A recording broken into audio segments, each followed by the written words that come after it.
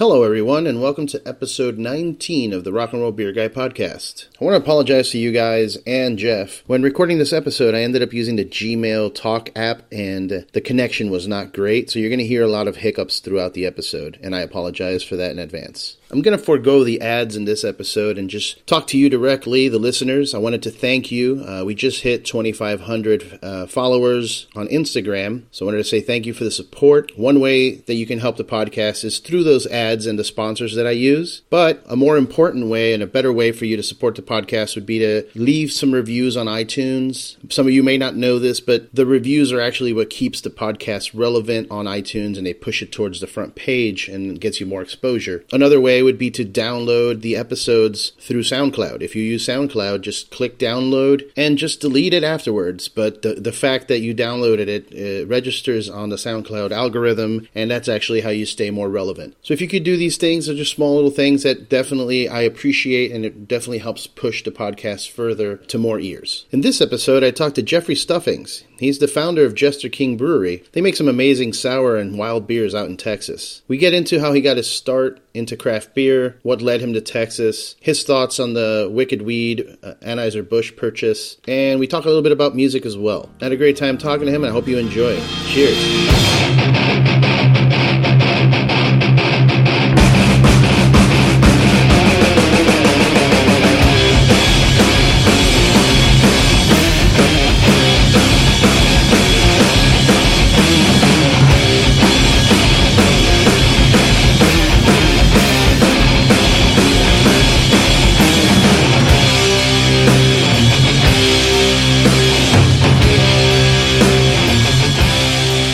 Hi, Eddie. How are you?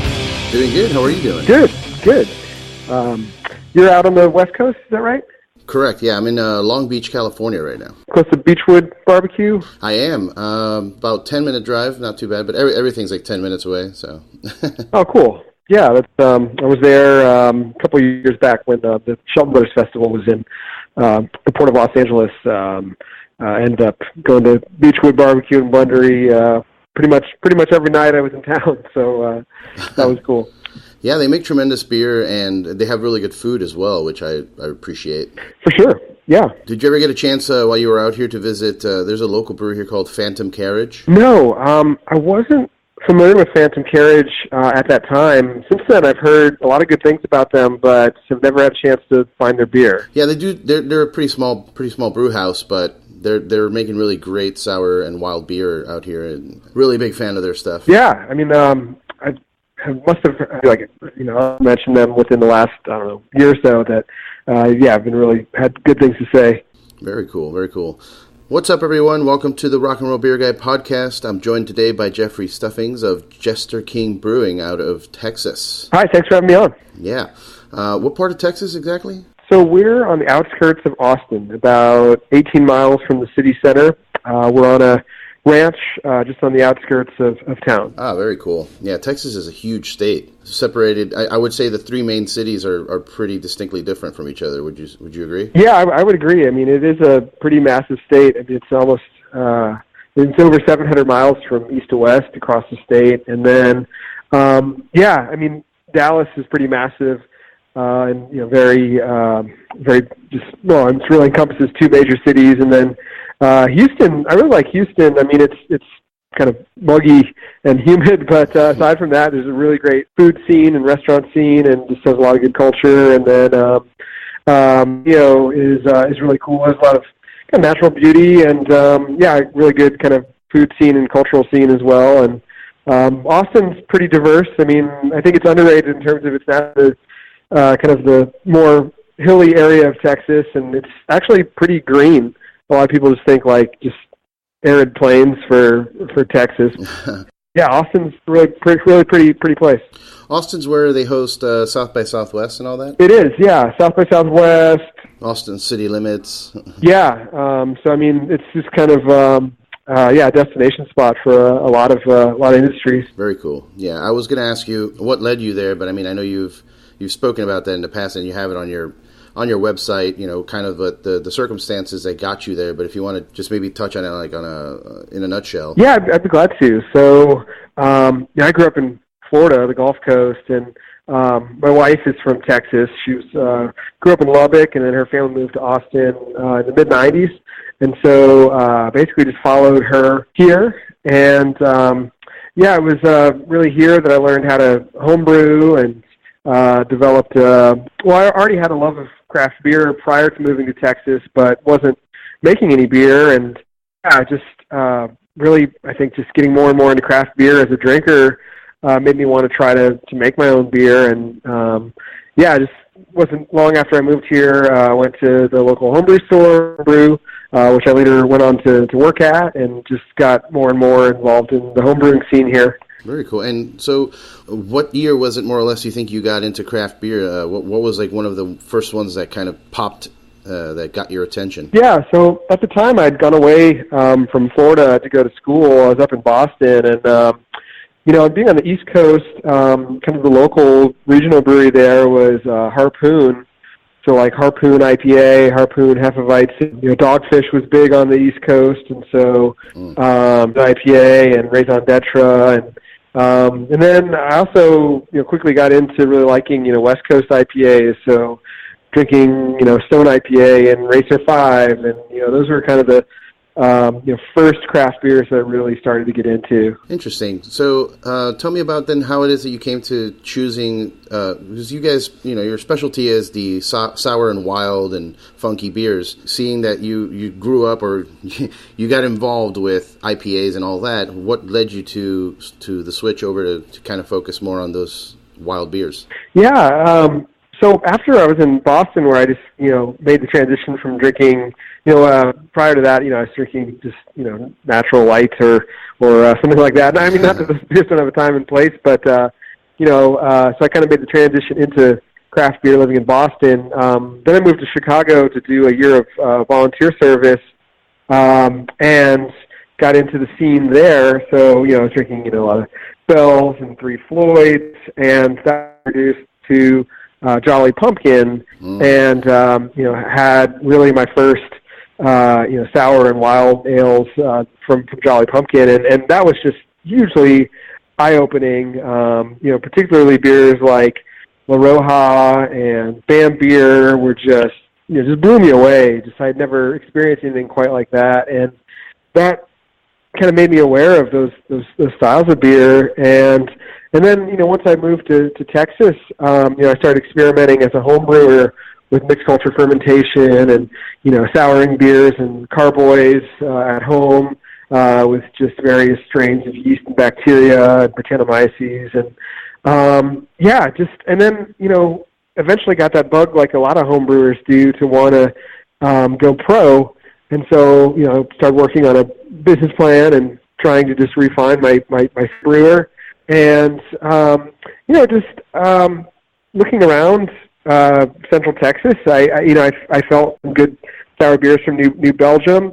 Jolly Pumpkin wasn't available in Texas, nor was like Russian River. I'm just thinking of like at that time, about 10, 12 years ago, what was kind of out there in the American landscape in terms of American sour beer. And outside of New Belgium, you really couldn't get any in Texas. And so, I felt an opportunity was there to kind of do a focus on, a style of beer that I loved to make. And that was kind of the impetus to do, mixed culture, barrel-aged sour beers. Very cool. Yeah, I find it hard to believe that anybody listening to this episode isn't familiar with you guys. I mean, I feel that you guys did a great job at getting your name out there, even though your distribution channels aren't, all the states yet. But I think everybody knows about Jester King. I know a bunch of I've got to try a bunch of them in Florida via bottle shares, and people would bring the Atrial or Black Metal, and a few. We would get a few in distribution down there, but not much. I used to live in Miami. I don't know if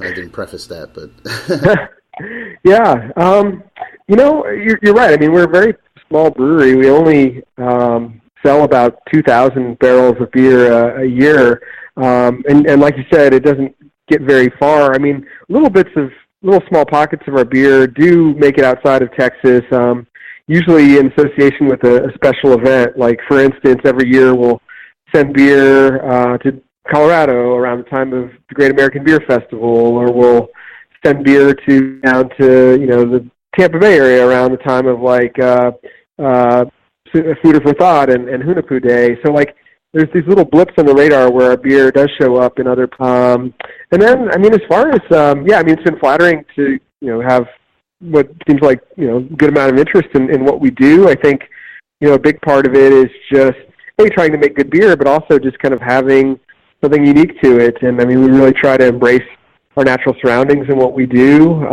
whether it be the water or the air or the local agriculture around us, to make something unique to our surroundings. And I think beers of that style resonate with people. And I mean, again, it's just super flattering. It's just someone who has no other beer background, geek, and a home brewer to actually see Jester King get nice recognition has been really cool. That is cool. Kind of going back to the yeasts that kind of are the foundation of wild and sour beer, pretty much. How difficult is it to kind of get an understanding? I mean, I'm sure the general beer drinker doesn't really fully understand. For me, for example, I mean, I know cultivating yeasts can be a little difficult.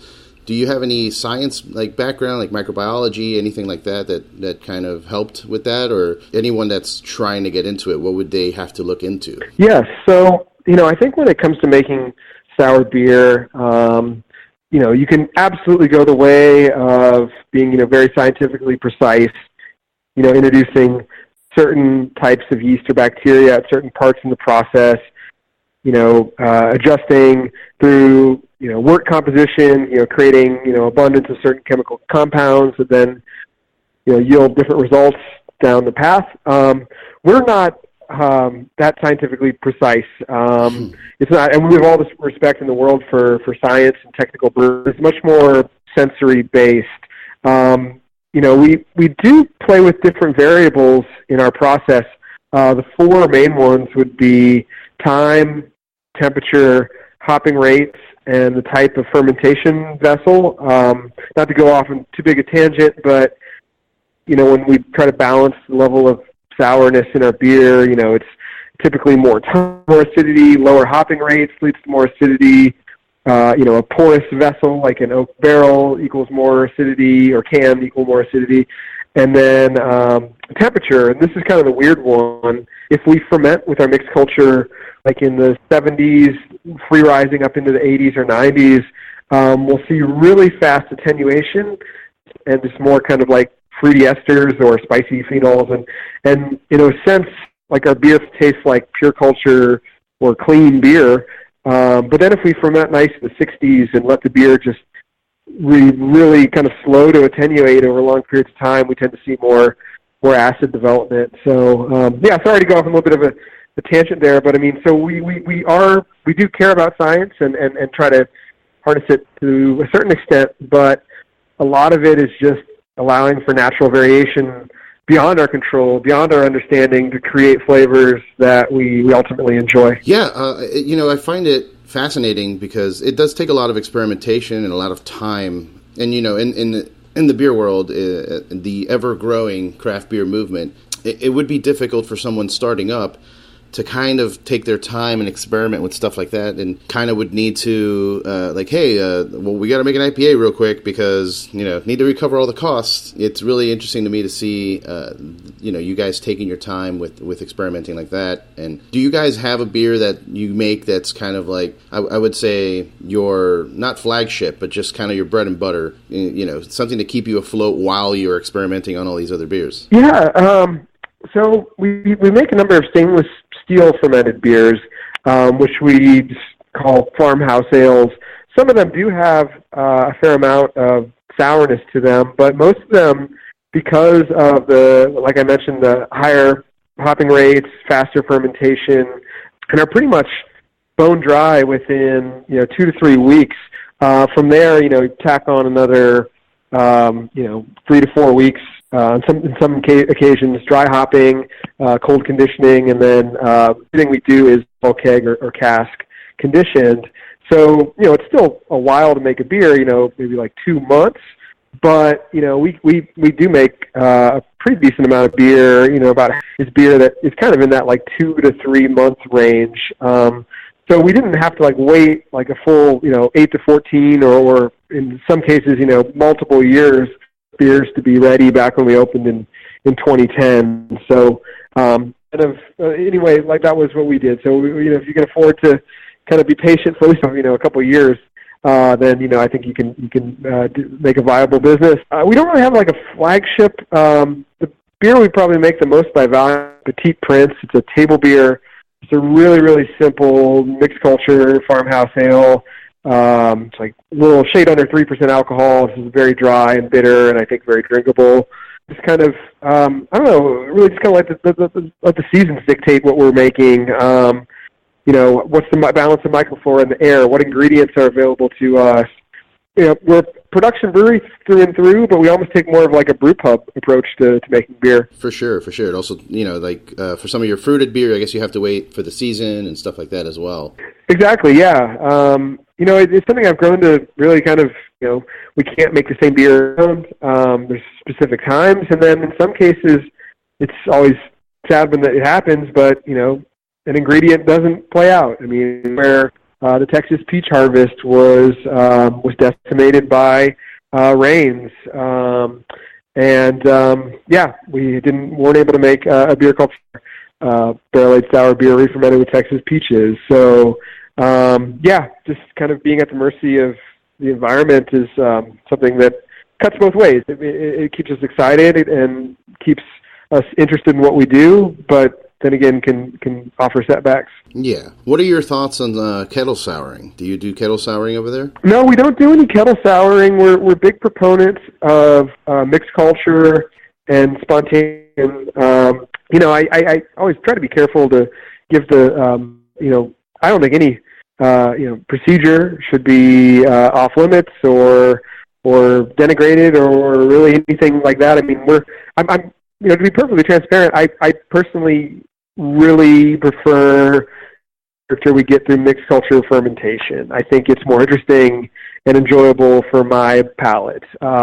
With that said, I have no problem whatsoever with kettle souring. I think it's a cool technique, and I think there's kind of, certainly a sliding scale too. I mean, for instance, I've had some really incredible beers that were initially kettle soured and then were with a mixed culture of microorganisms, so there's kind of a gray area there too. So, but no, I'm supportive. I mean, we sell guest beer in our tap room, and we sell kettle sour beers from a number of different breweries. That's awesome. Yeah, I'm with you in terms of as some brewers decide to get very altruistic or whatever you call it, just to be like, oh no, kettle souring is not the right way to do it, or this, that, and the other. And it's like, man, it's all techniques, it's all different things. If it tastes good at the end of the day, it shouldn't matter, Exactly. And I mean, my only kind of this topic would be, just don't mislead people. I mean, and the vast majority of brewers do not, but there are occasions here or there where,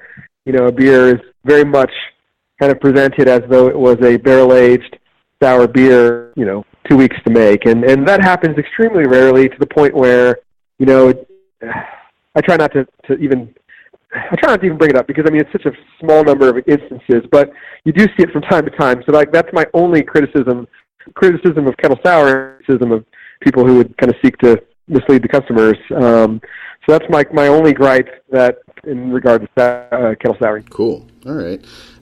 In terms of your breweries, you mentioned you're small. You're doing 2,000 barrels more or less. Are there any plans of expanding, opening up a second production spot, or you want to keep it small? No, we like being small, and we have projects we're working on, but they're not designed to expand our production volume.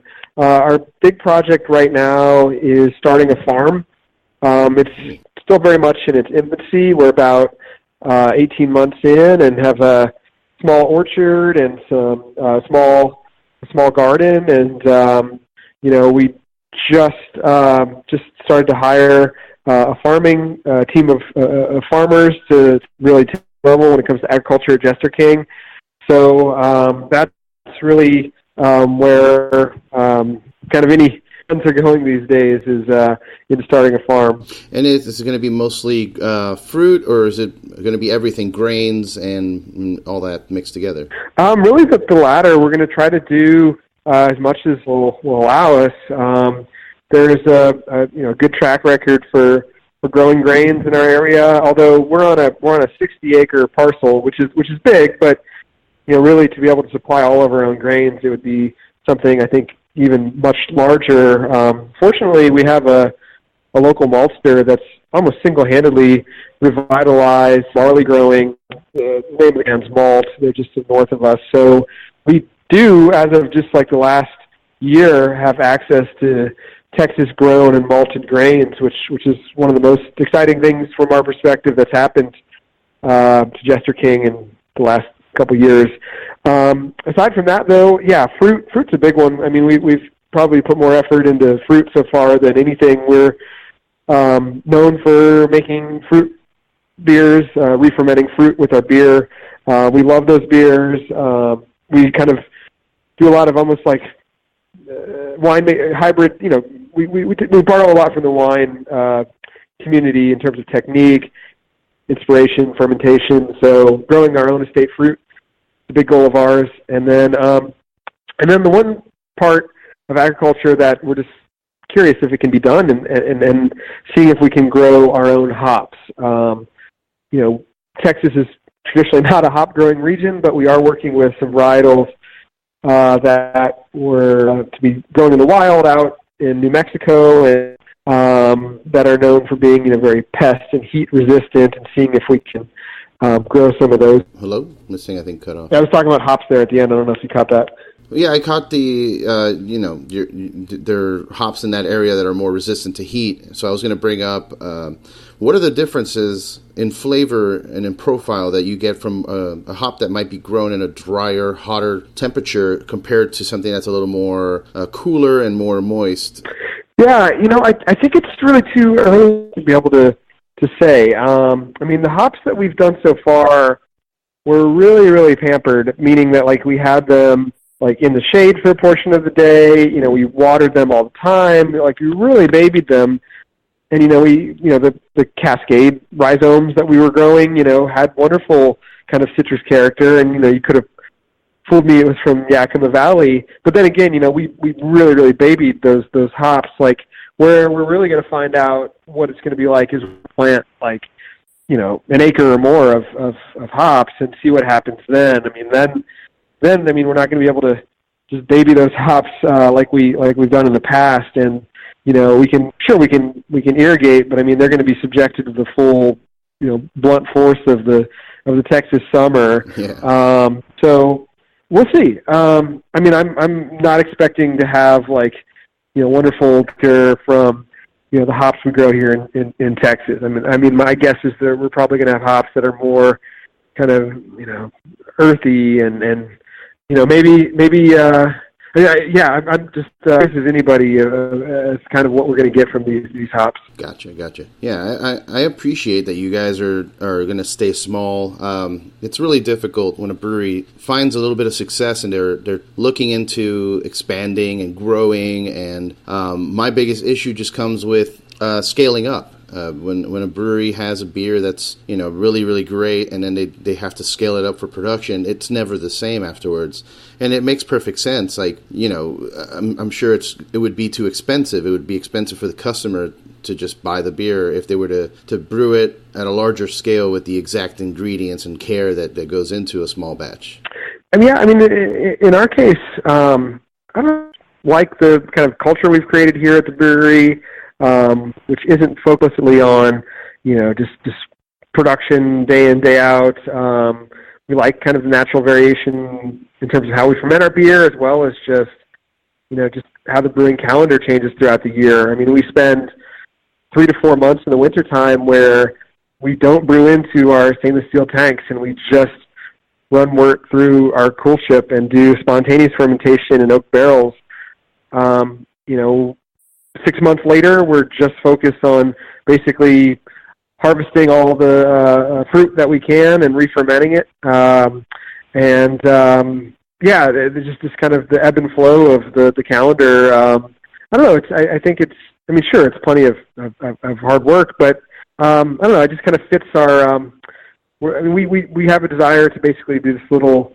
Yes, we want to present a wonderful experience with this beer, but what we're really aiming for on like a personal level is just to have kind of a nice place to spend our work day, that we're just pursuing projects that we're excited about, and to us that is the payoff. I mean, it's like making more beer, selling more beer, presumably making more money, does not appeal to us in the way that having this little community of creativity does. Yeah, no, and I love that. I'm speaking as a fan of craft beer, I prefer for there to be destinations for me to go to. I just came back actually last week. I went to Denver and we took the drive up to Glenwood Springs to check out Casey out there. And all the craft beer drinkers are, I don't know where this like entitlement comes from, but everybody's like, they need to distribute here. It's like, well, no, why don't you get out of your comfort zone, go take a trip, and go see how amazing it is out there, and enjoy that experience. Take a few bottles home with you, and that's it. It doesn't need to be available at your gas stations. Yeah, no, I totally agree. That's part of the fun. I mean. I think that's what keeps saying is going to different places and seeing what's made there and how it's different from what you may have back home. And if it's just uniform across the board, it gets boring.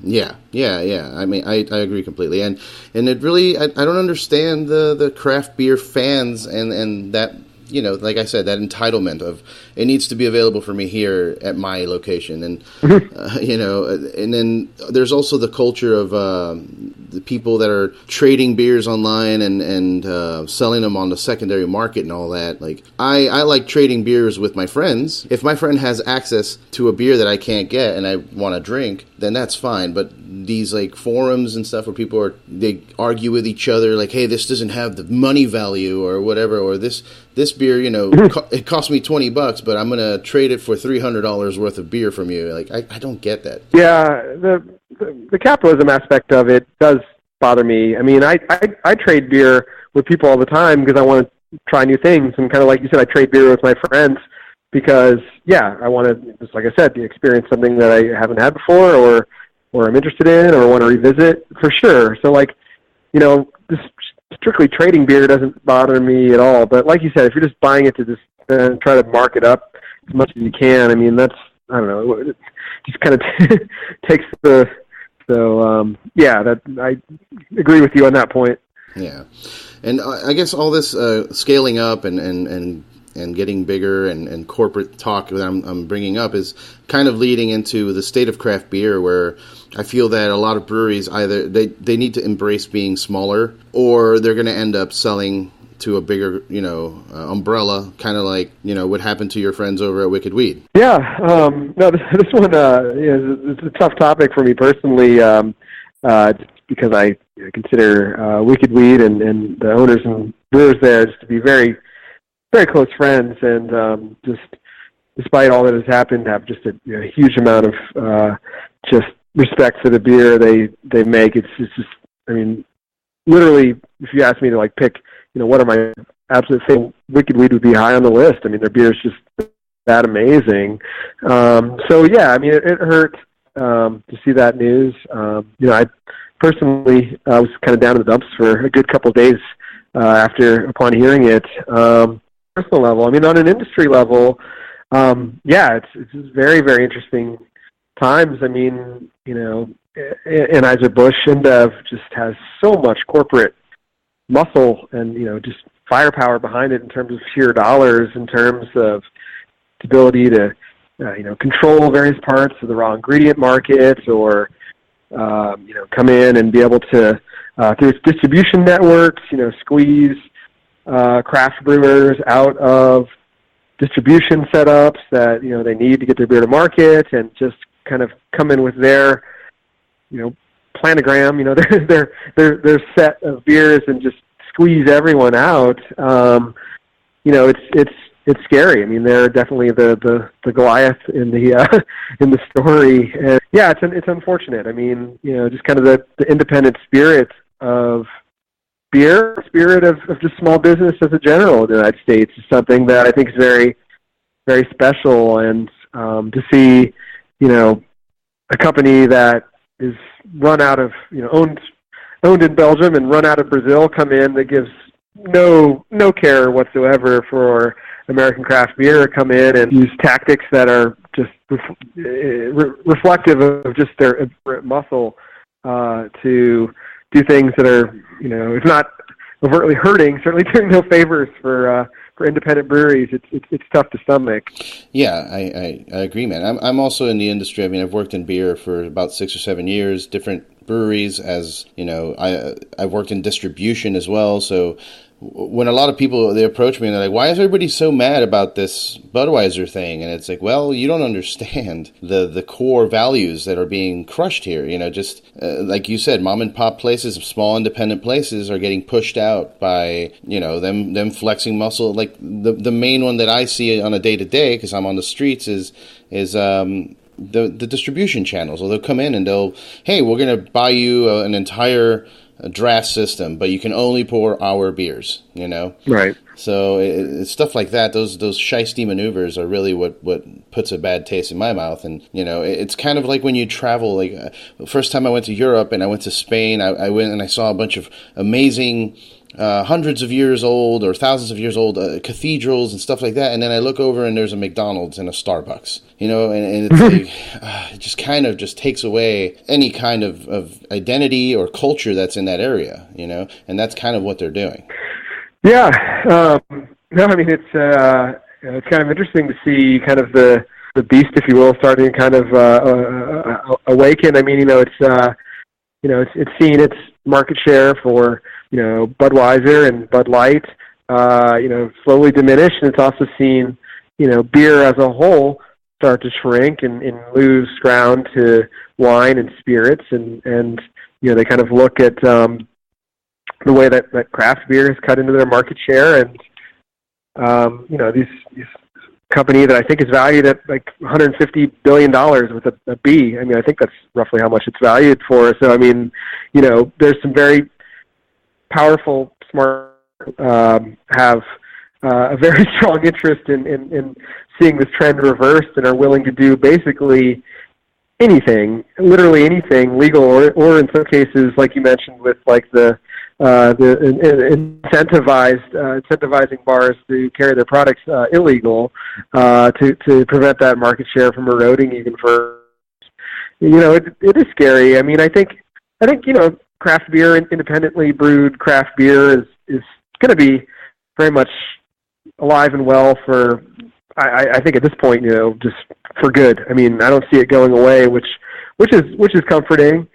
But yeah, like I said, I mean, they're certainly not doing us any favors. And I mean, craft beer, I think one of the cool things about it, unlike a lot of industries you witness, is one that is willing to look out for each other and help each other. And yeah, sure, there's competition within craft beer today. I mean, brewers will give each other more advice or just camaraderie and friendship. It's a wonderful, seeing again an entity that has no interest in that in this community, or is overtly bent on suppressing it, or if they could, maybe even making it go away. Is it's a threat, and friends become incorporated into that animal is hard to take. Yeah, I mean, are you still have you been in contact with them? Have you stayed in touch? I mean, it's a very weird situation. It must be extra weird for you since you are close to them, but it's just a weird situation in general because part of you wants to say, hey, you know what, good, whatever, man, you cashed out. Good for you. Now you can go retire if you need to. But at the same time, it just kind of it sucks to see kind of just giving up on that culture, which is what made me fall in love with craft beer.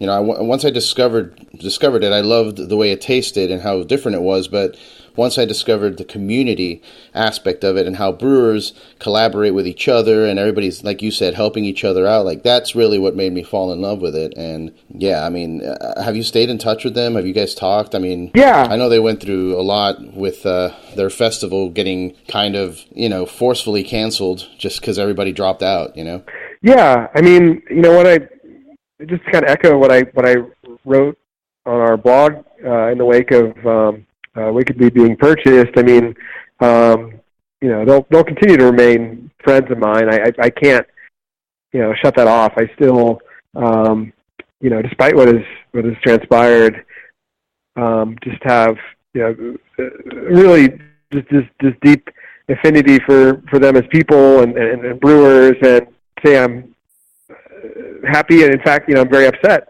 about what has transpired, but I can't kind of divorce that bond of friendship either. So, like I've said before, I mean, Wicked Weed came to Jester King, I'd gladly pour him a beer and sit down with him and hang out. For sure. Yeah, I've had family of mine approach me because they know I'm in the beer industry, and they're like always, oh, why don't you go work for Budweiser? They're so big. And it's like, you don't understand. Sure. I don't know if I could do that, because me personally, I just couldn't do that. But also just the reputation you build for yourself, for years of being in the industry, like, it's going to be harshly judged.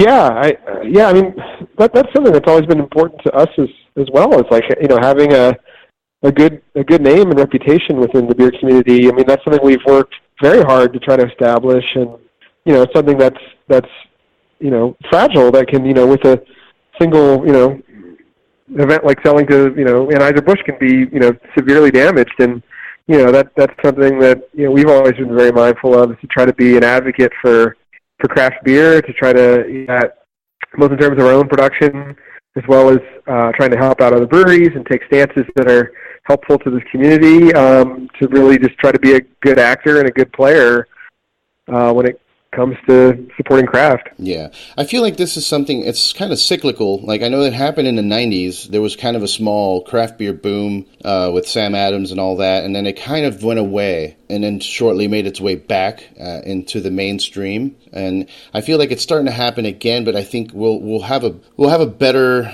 I guess, level, or what's the word I'm looking for, but we're getting started on a higher level this time around, where I think that this is going to keep growing. Budweiser is going to keep buying breweries, and until eventually they feel satiated that they've regained control of the market share and everything like that. And we'll have the quality small places like yourself, like Casey, and True Brewing, places that are small and independent, and they're just going to stay that way for a while. And we'll have a couple years of like this domination from Budweiser with their own quote craft brands and a bunch of smaller independent places. And then we're kind of resetting, because craft beer was kind of taking over the mainstream, and now I think the general pop, like not craft beer geeks, are going to be drinking the Budweiser crafts, and it might take over the mindshare for a bit, but now we'll still have a handful of really great people doing things individually, and then it'll start growing up again. I think, maybe, I hope. Yeah, no, I think so, and I think despite the acquisitions that have taken place and the ones that'll surely happen in the future. Craft beer is alive and well, and arguably never been better. I mean, yeah, independent breweries are not going anywhere, and I mean, at the rate that they're opening, I mean, I think it's like 2 per day on average. That's so crazy. Yeah, it is great. I really think that just the quality of the beer, the different types of styles and techniques is only going to become more prolific and reach to pockets of places in the country that have not had access to good beer. Now, to kind of switch it up a little bit, just kind of get away from the bummer topic of corporate beer, but I had a fan that wanted me to ask you, OG black metal, if we will ever see that again. No. That beer is it's been retired. So yeah, I guess if you still have any bottles, hold on to them, or not. I don't know, but no plans to do that beer again. Now, I'm not familiar. Is there a difference between OG black metal and like the black metal that I might have had? Yeah. So the first ever batch of black metal we did was just like it wasn't a mixed culture beer. It wasn't a farmhouse ale. Just very much we tried to make as kind of classic of a style imperial stout. as we could. So yeah, nothing mixed culture, sour, farmhouse about it. Just a straight up English Imperial Stout. Just a big beer that started at a really high OG and finished really sweet, like 1030 specific gravity. And back when, this is like predates the kind of the adjunct driven stouts that are really super popular these days. It was just kind of your classic kind of English inspired Russian Imperial Stout. And no plans to do it again. We're everything we do is mixed culture and spontaneous. I've had the farmhouse version. I think I don't think I've had that original black metal then. Yeah, we only made it for about 18 months, and it's people tell me it's held up well. I haven't had any in years. What are your thoughts on that? Like the what people are calling pastry stouts, basically. Just super adjunct heavy, every single thing you could throw at it, Yeah, I think most of the ones I've had have been really good. They're super decadent and beer that I think is great to have like a little snifter of. I'm a fan. It's not necessarily my go-to beers. I tend to like beers that are more attenuated and maybe not as adjunct driven. But if I'm at an event or a festival, and I'll definitely enjoy them. As far as we use a ton of adjunct in our ingredients in our beer as well. Lots of different fruits and herbs, and at the end of the day, if you can make it delicious and drinkable, then there's something to be said for subtlety and restraint, and typically in like the cooking world, I really tend to gravitate towards dishes that are more restrained and subtle. That's not to say that something a little more heavy-handed can't be super enjoyable. Right. It comes down to what kind of experience you're looking for, I guess, because exactly. Nowadays I'm looking for just really enjoyable, but something I can drink a lot of. And when it comes to super adjunct heavy stouts specifically, I can't really have a lot of it. I can have maybe 4 ounces here or there, like just sample it out, maybe bottle share, or like you said, a festival. Like that's the only time in which I can enjoy. I can't sit down and kill a 750 of bourbon barrel, cocoa nib, cinnamon, vanilla, chocolate, strawberry. By the end of it, I'll be on the floor. I'm the same way. I will say what kind of got me back on board was derivation from side project. I had been kind of like stout for a while, and then had that beer, and I was like, wow, this really is amazing.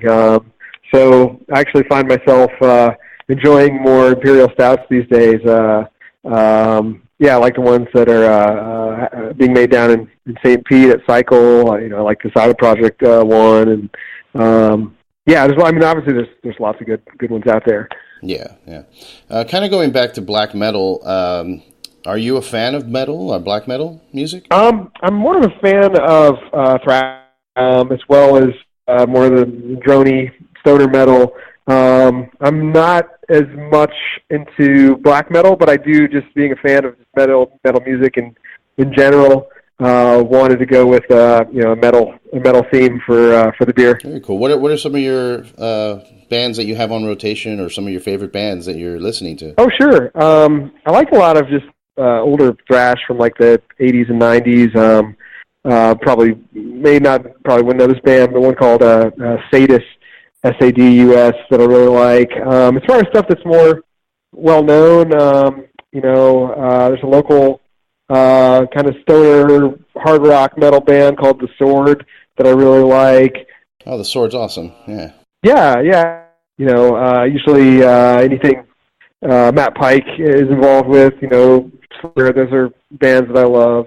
Yeah, I also like a lot of instrumental thrash as well. So just super fast speed metal. Have you heard of Municipal Waste? Yes, I have. Yes, I've listened to a little bit of their stuff, and I've dug it. Have you ever met Dave Whitty? He's the drummer in that band. I've not, no. He is a huge beer geek. Cool. They made a beer at Cigar City. They've made beer at Three Floyds. You know, he's a good friend of mine, but I would say he knows more about beer than I do, and that's hard to say.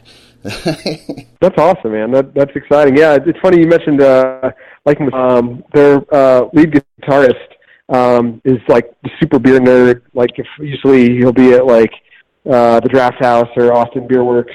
I'm sorry, because you kind of broke up. You were saying the Sword. Is that? Oh yeah, that band who I mentioned before. Their lead guitarist. Okay. Yeah, his name's Kyle. He just big beer nerd. You typically see at bars and events around town. Oh, that's cool. I got to see if I can reach out to him and get him on the podcast. I'm trying to talk to as many musician beer geeks as I can. Oh, yeah. I think I have his email. I'd be glad to pass that on to you off air. That would be cool, man. That would be cool. Yeah. Thank you for taking some time out of your day. And Oh, right on, Eddie. Yeah, no, it's been fun, man. I enjoyed it. Actually, I had some people that wanted to know if we're going to see some more distribution in California. I would love to see RU55 on the shelves here. That's one of my favorites. Yeah, that's our barrel-aged sour red ale. Yeah, so we send a little bit of beer to the West Coast.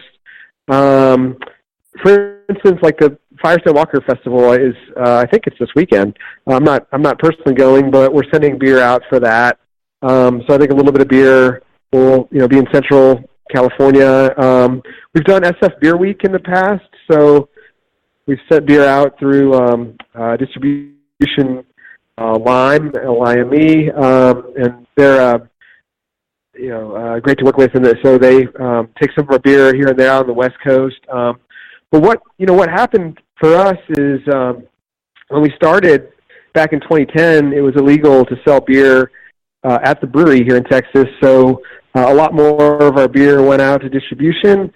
Legalized to sell beer at Jester King meant that about 70% of our beer became sold on site, so not much goes out to be out of the state anymore. Well, Eddie, I've got to go pick up my daughter from extended care here, so I got to split. No, of course, no problem, man. Thanks again for talking with us. And if anybody wants to follow you on social media, what are we looking for? Sure, I wish I could say we were consistent and had the same handle across the board, but it's on Instagram, it's at Jester King Beer. It's Jester King Brewery. Cool, brother. Well, thanks again, and cheers. Thanks, Eddie. Appreciate it. Cheers.